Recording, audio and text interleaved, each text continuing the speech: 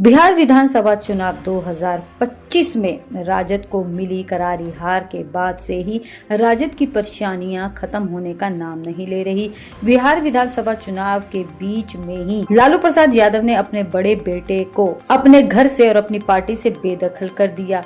उसके बाद उन्होंने अपनी अलग एक पार्टी बनाई। हालांकि बिहार विधानसभा चुनाव में उनको भी करारी हार का सामना करना पड़ा। हार के बाद लालू प्रसाद यादव के परिवार की कलह सबके सामने उजागर हुई। अब बिहार के सदमे से राजद उभर ही नहीं पाई थी। लगातार उन्हें झटके पे झटके मिल रहे हैं। बिहार में राजद के अंदरूनी खबरों का माहौल गर्म है। ऐसे में खबर ये भी आ रही है कि तेजस्वी यादव के नेतृत्व वाली राजद में महासचिव ने अपने पद से इस्तीफा दे दिया है, जिससे सियासी गलियारों में हलचल तेज हो गई है।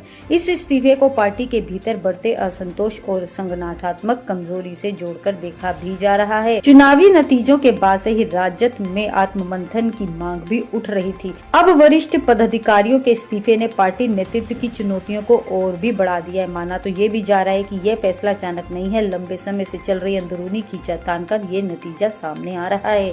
बिहार विधानसभा चुनाव में मिली करारी हार के बाद जिले में राजद का संगठन सदमे से आज तक उभर ही नहीं पा रहा। चुनाव के बाद एकत्र नेता राजद अल्पसंख्यक प्रकोष्ठ के राष्ट्रीय अध्यक्ष सामने आए। विभिन्न मुद्दों पर उन्होंने स्टैंड भी रखा। केवटी में मिली पराजय की सार्वजनिक समीक्षा कार्यकर्ताओं के साथ की गई, लेकिन उनके अलावा राजद के जिलाध्यक्ष समेत कोई कार्यकर्ता आज तक सार्वजनिक रूप से सामने नहीं आया है।